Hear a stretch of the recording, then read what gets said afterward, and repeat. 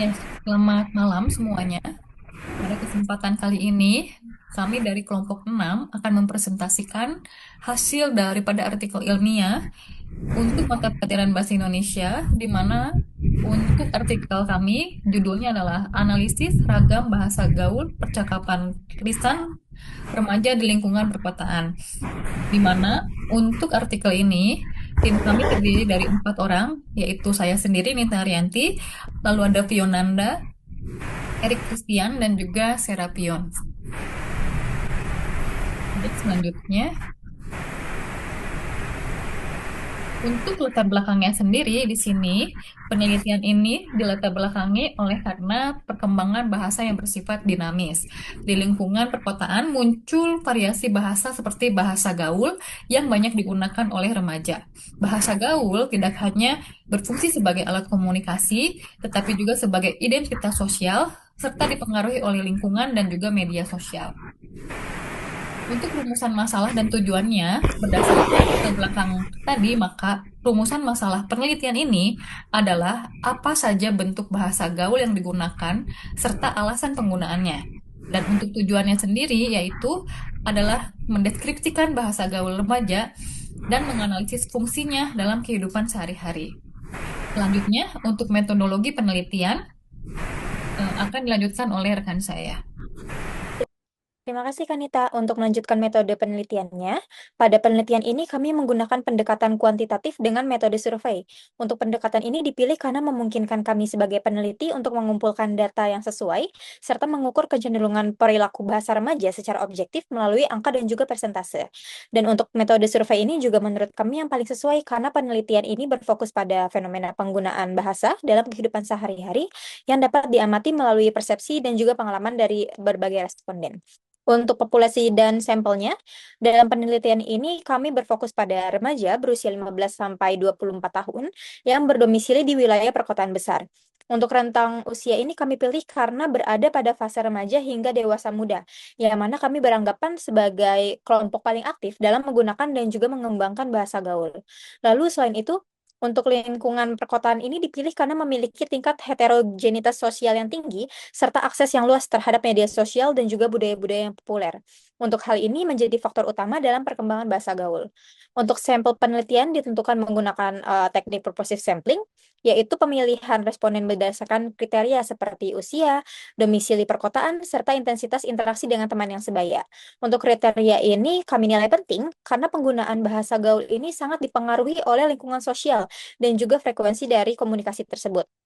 Dan untuk pengambilan datanya dilakukan secara daring agar kami dapat menjangkau teman-teman responden kami secara lebih luas dan juga efisien. Di slide selanjutnya, Kak. Oke, untuk penelitian ini kami fokuskan pada 5 variabel utama, yaitu frekuensi penggunaan bahasa gaul, faktor yang mempengaruhi penggunaannya, fungsi penggunaan bahasa gaul itu sendiri, dan dampaknya terhadap bahasa Indonesia baku, serta persepsi terhadap bahasa gaul.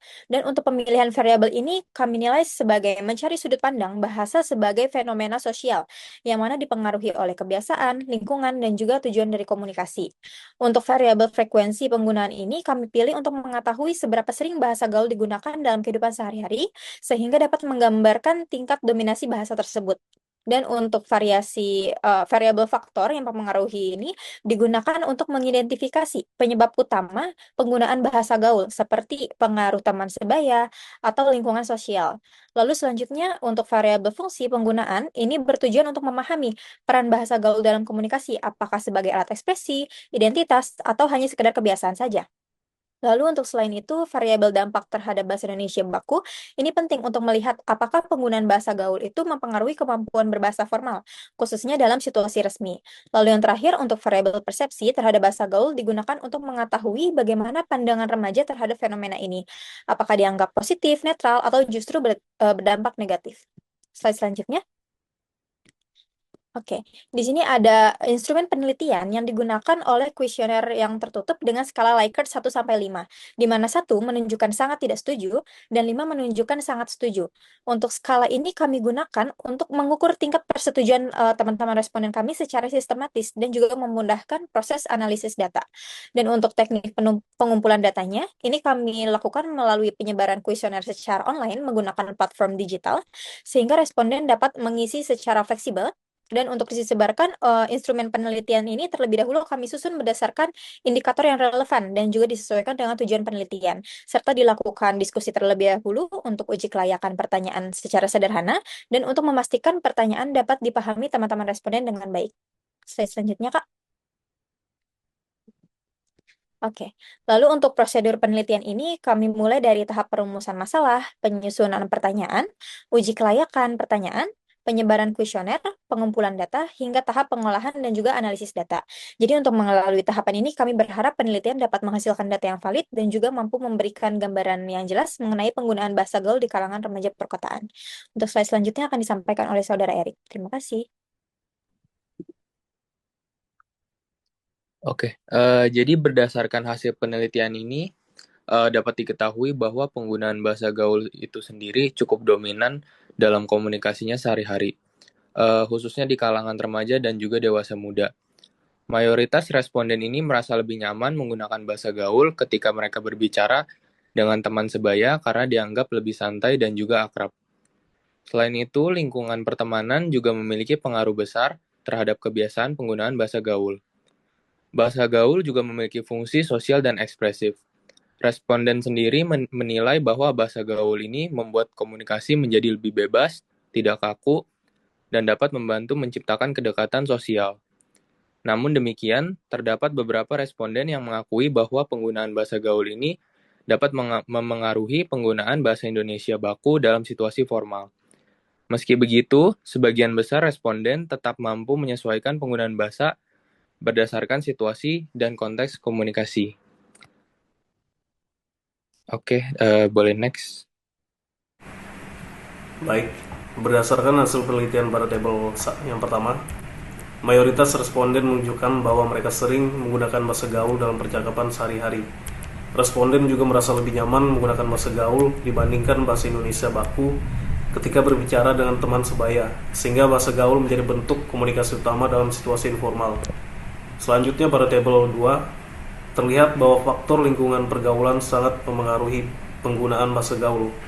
Responden cenderung menggunakan bahasa gaul karena teman-teman mereka juga menggunakannya, dan hal tersebut dianggap membantu agar lebih mudah diterima dalam kelompok sosial.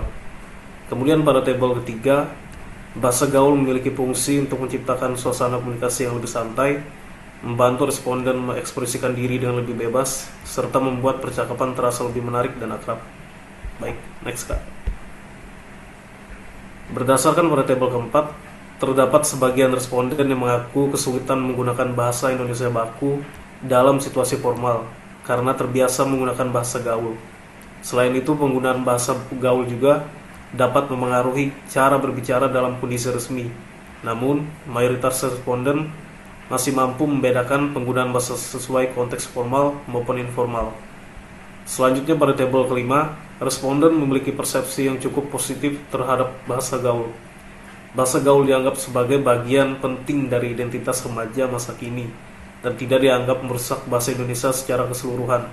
Responden juga percaya bahwa bahasa gaul akan terus berkembang mengikuti perkembangan zaman dan pengaruh media sosial. Next Kak. Berdasarkan hasil penelitian yang telah kami lakukan, dapat disimpulkan bahwa penggunaan bahasa gaul di kalangan remaja perkotaan ini memiliki tingkat intensitas yang cukup tinggi dan telah menjadi bagian dari komunikasi yang sehari-hari. Untuk bahasa gaul ini tidak hanya digunakan sebagai alat komunikasi, tapi juga memiliki fungsi yang lebih luas, yaitu sebagai sarana untuk mengekspresikan diri, membentuk identitas kelompok, serta menciptakan suasana komunikasi yang lebih santai dan juga akrab. Dan dari hasil penelitian kami, ini juga diketahui bahwa faktor lingkungan pergaulan memiliki pengaruh yang sangat signifikan terhadap penggunaan bahasa gaul. Remaja cenderung menyesuaikan gaya bahasa mereka dengan kelompok sosialnya agar dapat diterima dan juga menjalin kedekatan. Lalu selain itu, kemudahan dalam penggunaan bahasa gaul ini juga membuatnya semakin menjadi populer. Namun demikian, untuk penggunaan bahasa gaul juga memberikan dampak terhadap penggunaan bahasa Indonesia baku, khususnya dalam situasi formal. Walaupun sebagian responden mengalami kesulitan, namun secara umum remaja masih mampu membedakan penggunaan bahasa sesuai dengan konteksnya. Jadi dapat disimpulkan bahwa penggunaan bahasa gaul merupakan fenomena yang tidak dapat dihindari dalam perkembangan bahasa, khususnya di kalangan remaja.